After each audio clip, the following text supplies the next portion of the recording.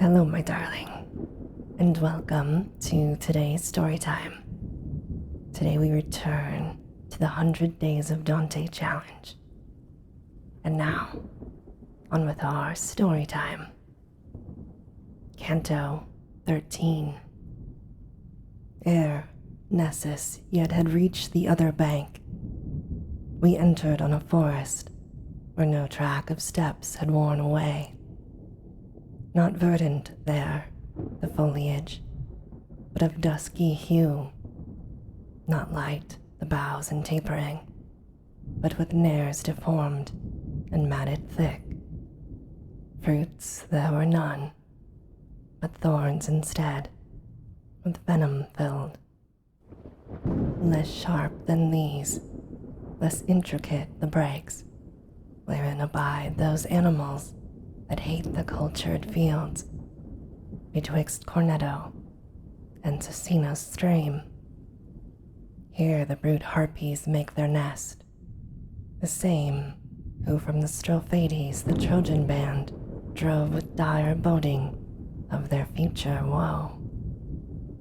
Broad are their pennons, of the human form their neck and countenance, armed with talons, keen the feet, and the huge belly fledged with wings. These sit and wail on the drear mystic wood. The kind instructor in these words began, Ere farther thou proceed, know thou art now in the second round, and shalt be till thou come upon the horrid sand. Look therefore well around thee, and such things thou shalt behold as would my speech discredit. On all sides I heard sad plainings breathe, and none could see from who they might have issued. In a maze fast bound I stood. He, as it seemed, believed that I had thought so many voices came from some amid those thickets close concealed, and thus his speech resumed. If thou lop off a single twig from one of those ill plants, the thought thou hast conceived shall vanish quite. Thereat, a little stretching forth my hand, from a great wilding gathered I a branch, and straight the trunk exclaimed, Why pluckest thou me? Then as the dark blood trickled down its side, those words it added, Wherefore tearest me thus? Is there no touch of mercy in thy breast? Men once were we, that now are rooted here. Thy hand might well have sparred us, had we been the souls of serpents.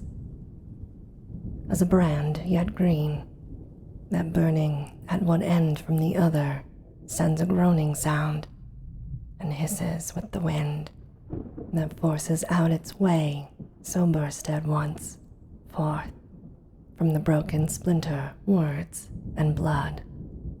I, letting fall the bough, remained as one assailed by terror, and the sage replied, If he, O injured spirit, could have believed what he hath seen but in my verse described, he never against thee had stretched his hand, but I, because the thing surpassed belief, prompted him to this deed, which even now myself I rue.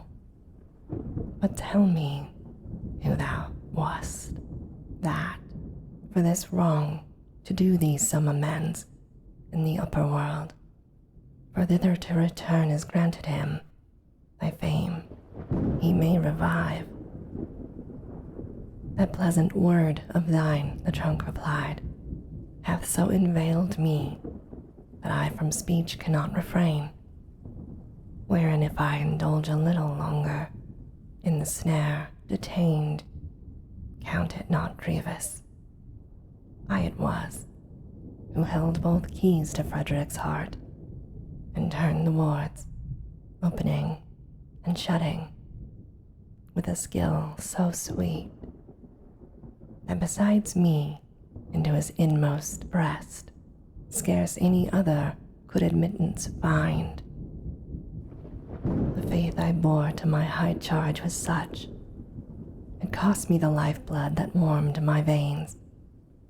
The harlot, who never turned her gloating eyes from Caesar's household, common vice and pest of courts, against me inflamed the minds of all, and to Augustus they so spread the flame that my glad honors changed to bitter woes. My soul, disdainful and disgusted, sought refuge in death from scorn, and I became, just as I was, unjust toward myself. By the new roots which fix the stem, I swear that never faith I broke to my liege lord, who merited such honor, and to view, if any to the world indeed return, clear he from wrong by memory, that lies, yet prostrate, under envy's cruel blow. First somewhat pausing, till the mournful words were ended, then to me the bard began. Lose not the time, but speak of him and ask, if more thou wish to learn. Whence I replied, question thou him again of whatsoever will, as thou thinkest, content me, for no power have I to ask, such pity is at my heart. He thus resumed, so may he do for thee freely what thou entreatest, as thou yet be pleased, imprisoned spirit, to declare how in these gnarled joints the soul is tied, and whether any ever from such frame be loosened. If thou canst, that also tell. Thereat the trunk breathed hard, and the wind soon changed into sounds articulate like these. Briefly, ye shall be answered. When departs the fierce soul from the body, by itself thence torn asunder, to the seventh gulf by Minos doomed, into the wood it falls. No place assigned, but wheresoever chance hurls it, there sprouting, as a grain of spelt, it rises to a sapling, growing thence a savage plant. The harpies, on its leaves then feeding, cause both pain, and for the pain a vent to grief. We, as the rest, shall come for our own spoils, yet not so that with them we may again be clad. For what a man takes from himself, it is not just he have. Here we perforce shall drag them, and throughout the dismal glade our bodies shall be hung, each on the wild thorn of this wretched shade. Attentive yet to listen to the trunk we stood, expecting farther speech, when us a noise surprised, as when a man perceives a wild boar, and the hunt approach his place of stationed watch. Who of the beasts and boughs loud rustling round him hears? And lo, there came two naked, torn with briars, in headlong flight, that they before them broke each van of the wood. Haste now, the foremost cried, now haste thee, death.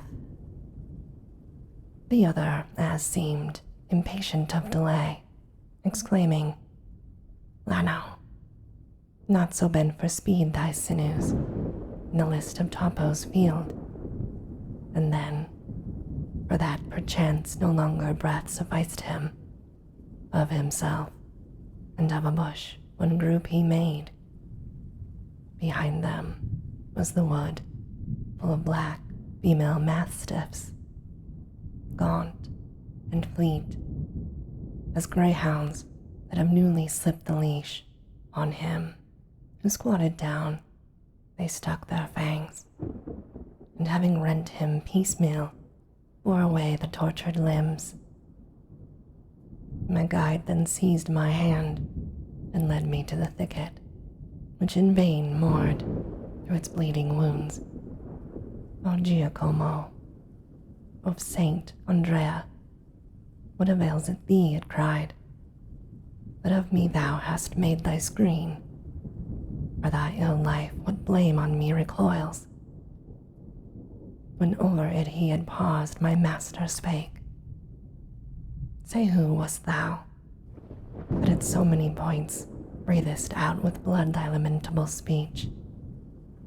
He answered, O ye spirits, arrived in time to spy the shameful havoc that from me my leaves hath severed thus, gather them up, and at the foot of their sad parent tree carefully lay them.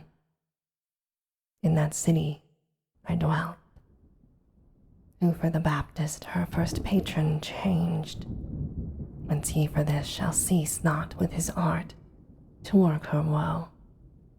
And if there still remained, not on Arno's passage, some faint glimpse of him,